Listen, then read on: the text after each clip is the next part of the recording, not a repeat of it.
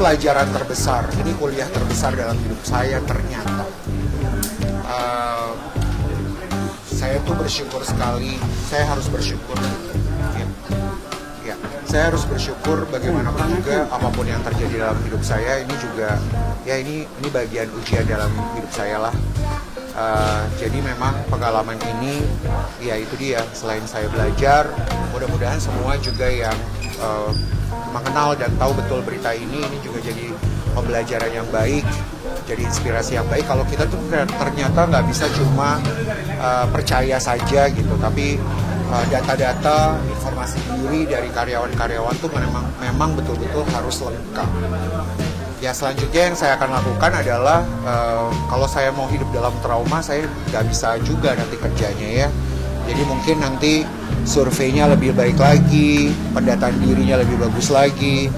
Ya mudah-mudahan dari sini banyak yang nggak berani lah untuk melakukan kejahatan-kejahatan kayak gini gitu. Itu aja sih. Dan yang jadi pelajaran juga, kita nggak bisa terlalu percaya sama muka yang baik banget. Karena ini bapak-bapak, tadinya kita pikir udahlah bapak-bapak. Dan juga sebenarnya dalam KTP-nya saudara seiman lagi sama saya gitu ya. Makanya nggak percaya banget kalau ini terjadi gitu. Mobil baru banget, 2 tahun lalu tuh saya beli karena kan saya tuh kerja di stasiun televisi kan dari pagi banget. Nah sekarang kan karena dengan adanya ganjil dan genap, saya hanya butuh mobil operasional banget gitu yang bisa membantu saya pagi hari itu jangan sampai muternya terlalu jauh gitu. Nah memang dengan punya mobil ini tuh saya memang tidak berpikir, maksudnya saya tidak berpikir mobil-mobil yang gimana banget, karena ini yang penting mobil lah gitu. Dan mobil ini kan bagaimanapun juga kaki saya untuk saya bisa beraktivitas. Nah dan mobil ini kredit 2 tahun. Dan sebulan lagi, bahkan dari kejadian ini sebulan lagi baru selesai. Nah dengan baru selesai ini tuh ya bersyukurnya masih ada asuransi kemarin, tapi kan sekarang mobilnya sudah ditemukan gitu. Jadi ya mungkin proses asuransi nggak usah dilanjutin lah. Cerita dimulai dari ibu pekerja yang super sibuk. Saya kirim Bu, tapi nanti saya kirim pulang ya Bu. Anak dan suaminya malah merengek minta makan. Apa yang harus ibu lakukan? Superbox dari Waraweng Steak and Shake. Makan nikmat, praktis, ibu bisa rehat sejenak. Tidak ada yang seperti Superbox. Super komplitnya, super puasnya. Oh di dalam ini enggak sih, biasanya kayak seharusnya enggak ya. Biasanya asisten saya setiap kali saya pulang kerja, semua barang-barang tuh ditaruh lagi, dibawa lagi ke dalam apartemen. Gitu. Tapi kalau saya nggak punya firasat banget karena pulang dari gym. Jadi saya pulang dari gym, saya pulang turun ke apartemen. Saya tuh kan orangnya cuek banget ya sebenarnya. Kalau di dalam mobil tuh saya sibuk sama handphone dengan kerjaan-kerjaan yang lain. Jadi saya sama sekali tidak melihat gerak-gerik kecurigaan tuh nggak ada. Karena biasanya kalau di saya tuh khususnya supir, 1 bulan pertama tuh biasanya saya nggak mau banyak komunikasi, biarkan manajer saya sama tim saya yang komunikasi sama supir ini.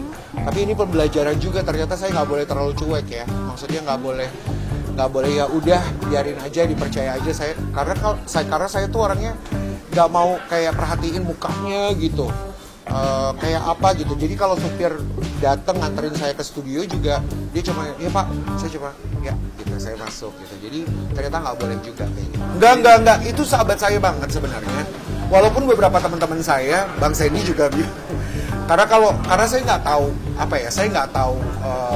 saya nggak tahu hukum dan caranya teman-teman polisi untuk bekerja ya. Tapi kan dengan kenapa saya ada Bang Sandy, kalau Bang Sandy bilang semua bisa dicurigai.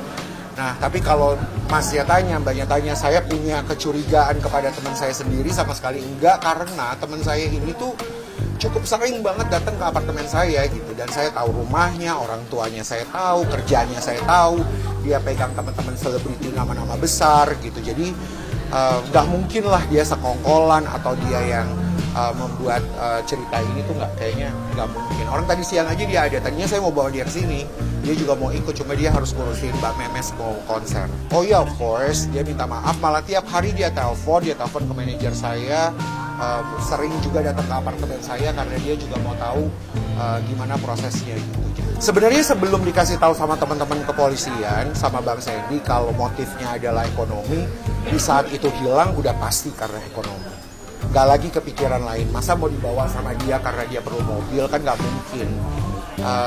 Itu aja, cuma awalnya di saat pertama kali dia membawa mobil keluar, kita tuh masih menduga. Manajer saya bilang, Ren, tahan dulu, siapa tahu dia itu punya kejadian-kejadian, istrinya mungkin ada sesuatu yang nggak baik gitu, anaknya mungkin kecelakaan, ya aneh-aneh lah.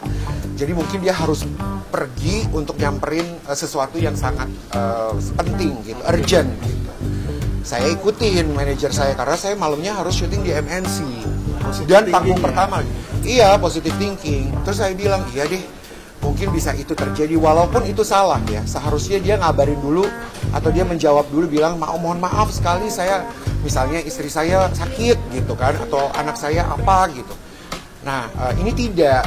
Bahkan jam 6 sore di hari kejadian itu sudah mati handphonenya. Nah, jam 12 malam saya selesai dari syuting MNC, masih belum ada kabar, masih belum bisa dihubungi. Kita udah menduganya udah oke, berarti ini udah yang lain.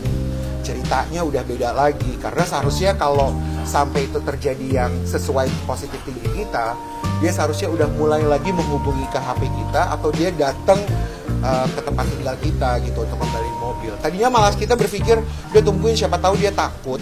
Kan ada kan yang namanya supir suka takut karena takut dimarahin mungkin.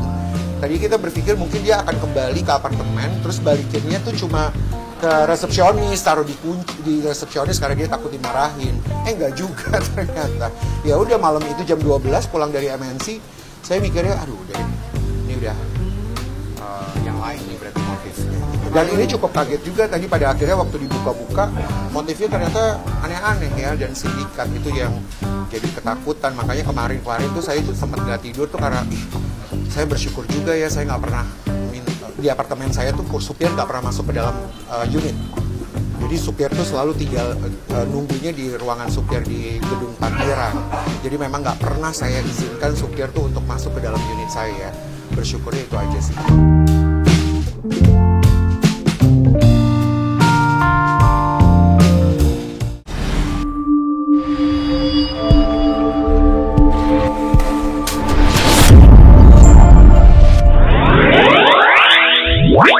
Wow.